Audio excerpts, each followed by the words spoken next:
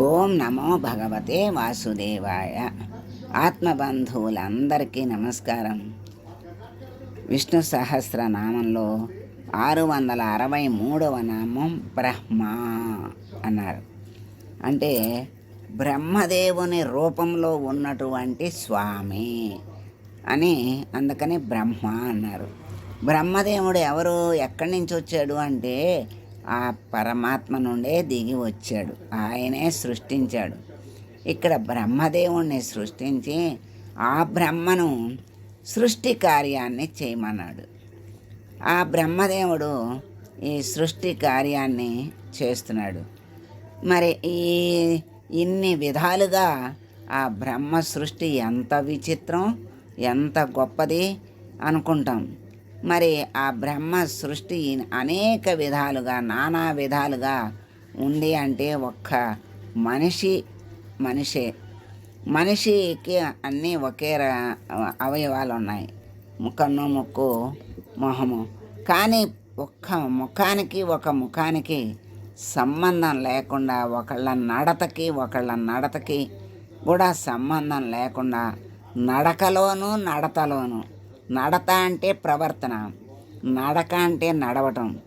నడకని బట్టి కూడా ఫలానా వాళ్ళు దూరం నుంచి మనం చూసామనుకోండి, వీళ్ళ నడక ఇలా ఉంది, ఈ మనిషి వస్తున్నారని మనం గుర్తుపడతాం. అట్లా ఇన్ని విధాలుగా సృష్టించాడంటే మరి ఎన్ని కోట్ల రూపాలని సృష్టిస్తున్నాడు. మరి ఇంత విధంగా మనం అనుకుంటాం, మన మనుషుల్లో అయితే ఇన్ని రకాలుగా వేరువేరుగా ఉంటారు గనక మన బిడ్డ మారిపోయినా, మన మనిషి తిరణాల్లో మారిపోయినా, ఎవరినైనా ఫలానా మనిషినని మనం గుర్తుపట్టగలం. లేకపోతే కొన్ని సంవత్సరాలకు చూసినా మార్పులు సహజం అనుకోండి, అలా గుర్తుపట్టగలం. మరి గొడ్లు, మరి గొర్రెలు, ఇలాంటి జీవరాశులు బోళ్ళు ఉన్నాయి కదండి, జంతువులు. మరి ఆవులు, మరి ఇవన్నీ ఉన్నాయి కదా, పందులు ఉంటాయి. వీటన్నిటిని కాసేవాళ్ళు ఉంటారు. వాళ్ళు ఒకటి తప్పిపోతే మరి వేరే మందలో అది కలిసిపోతే మనదని ఎలా కనుక్కుంటారు అనిపిస్తుంది. అంటే అవన్నీ మనకు ఒకటిగానే కనిపిస్తాయి.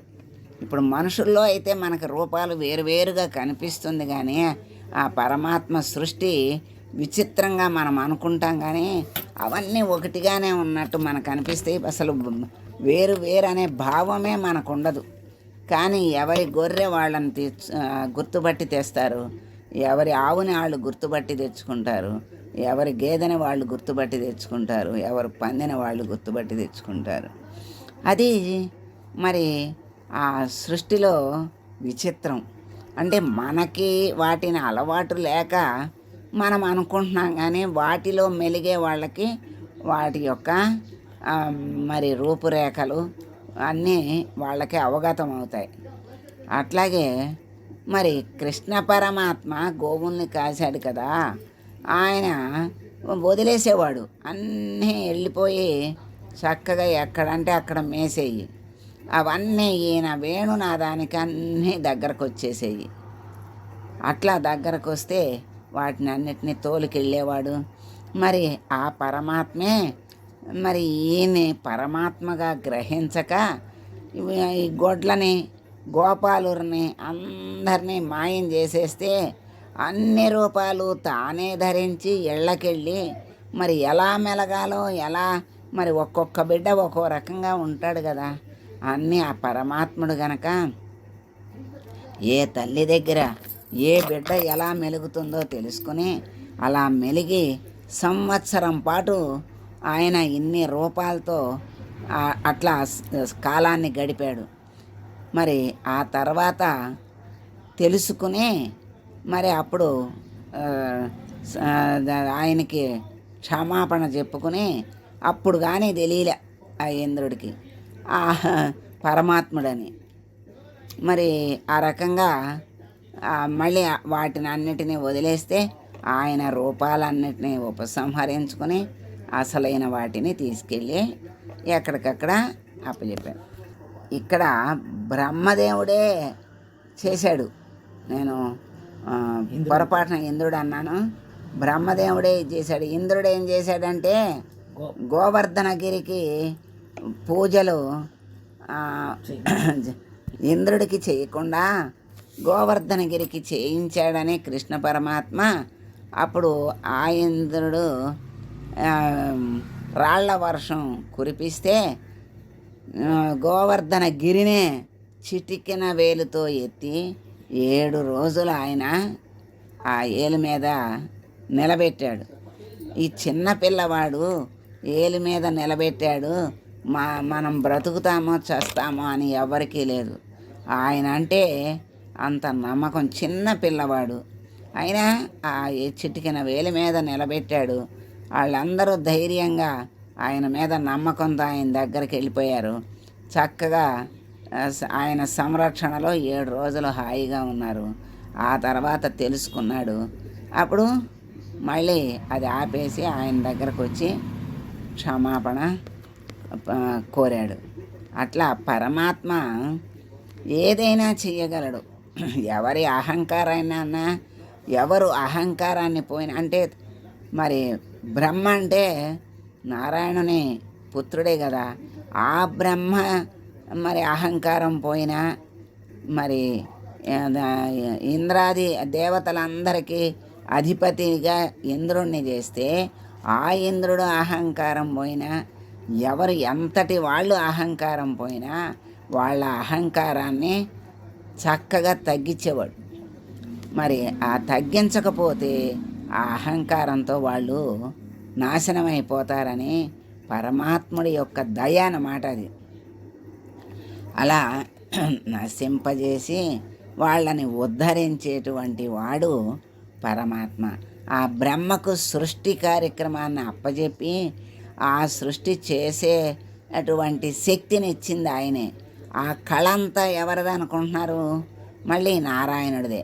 ఆ నారాయణుడే అందరి రూపాల్లో అందరికి ఏ కళ ఉన్నా ఆ కళ రూపంలో వాళ్ళని అనుగ్రహిస్తూ ఉంటాడు. ఆ కళ స్వరూపము ఆయనే. మరి ఆ విధంగా కళ రూపంగా వ్యక్తమైనటువంటి ఆ కళ ఆయనే. ఆ విధంగా పరమాత్మ ఎక్కడ లేడు? అందరి స్వరూపాలు ఆయన చైతన్యమే కదా.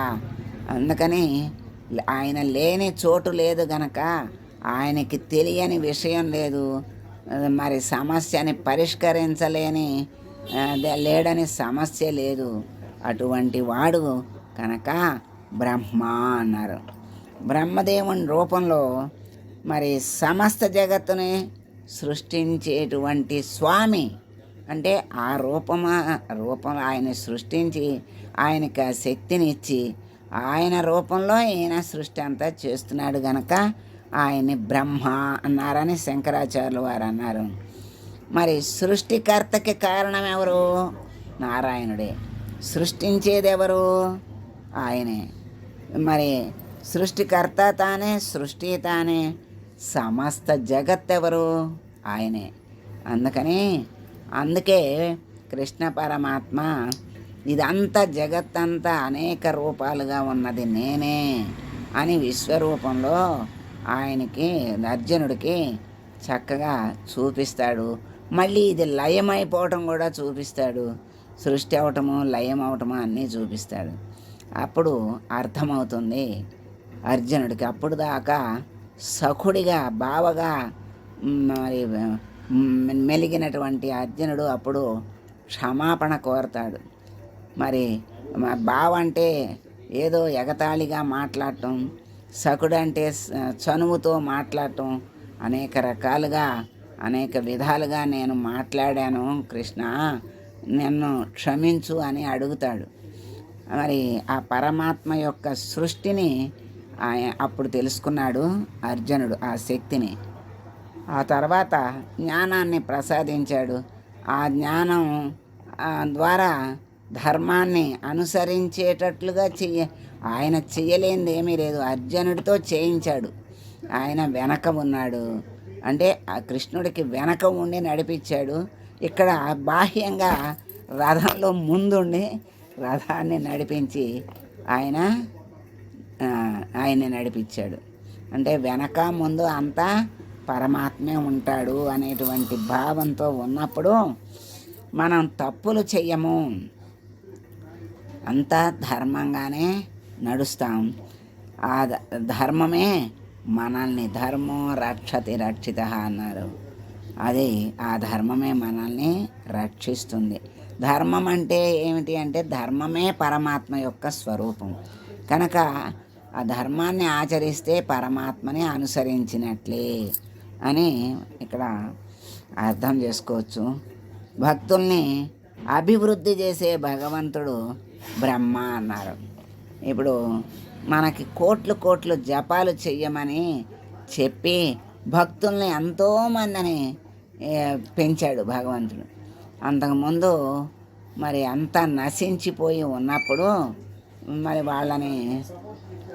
వాళ్ళని అభివృద్ధి చేయడానికి భక్తుల్ని అంటే బిడ్డల్ని సక్రమమైన మార్గంలో ఎలా పెట్టాలి అనేది ఆయనకి తెలుసు. మరి మనకైతే మానవ మాతృలకైతే ఒక్కొక్కసారి తెలుస్తుంది, ఒక్కోసారి సాధ్యం కాదు బిడ్డల్ని సరైన మార్గంలో పెట్టడం. ఆయన బిడ్డలందరూ జగత్తులో సృష్టిలో ఉన్నారు కనుక ఆయన ఏదైనా చేయగలడు, ఏ మహత్తైనా చేయగలడు, ఏ రకంగా అయినా ఎవరిని తన మార్గంలో మార్చుకోవాలో ఆ విధంగా మార్చుకుంటాడు. మరి అనేక రకాలుగా కోట్ల జపాలు స్తోత్రాలు నామాలు స్మరణ చేయమని చెప్పి ఎంతోమందిని భక్తులుగా చేసుకున్నాడు, తన మార్గంలోకి తిప్పుకున్నాడు. అది నారాయణుడి మహత్ అంటే. ఆ మహత్తుని మనం తెలుసుకుంటేనే తెలుస్తుంది తప్ప లేకపోతే మనకి ఆలోచన లేకపోతే ఏమీ తెలియదు. మన పొట్ట మనము మన నడతే మనకు తెలియదు. ఒక్కొక్కసారి మనం ఏం చేస్తున్నామో తెలియదు, మనం ఎలా ఉండాలో తెలియదు, ఎలా ఉంటున్నామో కూడా తెలియదు. ఎదటే వాళ్ళు చెప్తే కానీ ఒక్కొక్కసారి మన లోటుపాట్లు మనకి తెలియవు. అలా తెలిసిన రోజున ఎవరైనా సరే వాటిని సరి చేసుకున్న వాడు భగవంతుడి మార్గంలో పడతాడు. అట్లాంటి భక్తుల్ని అభివృద్ధి చేసే భగవంతుడు బ్రహ్మ అని సత్యసంధుల వారు మనకి ఆయన భావించారు. భక్తులు ఓం బ్రహ్మణే నమః అనే స్వామిని స్తుతిస్తున్నారు. అటువంటి బ్రహ్మ స్వరూపుడైన స్వామిని మనం ప్రార్థిస్తూ, స్వామి నీవే మమ్మల్ని సృష్టించావు, నీవే మమ్మల్ని నడుపుతున్నావు, నీవే నీ మార్గంలో జ్ఞాన మార్గంలో నడిపించి నీ దరికి చేర్చుకో స్వామి అని వేడుకుంటూ మంగళం పాడదాం.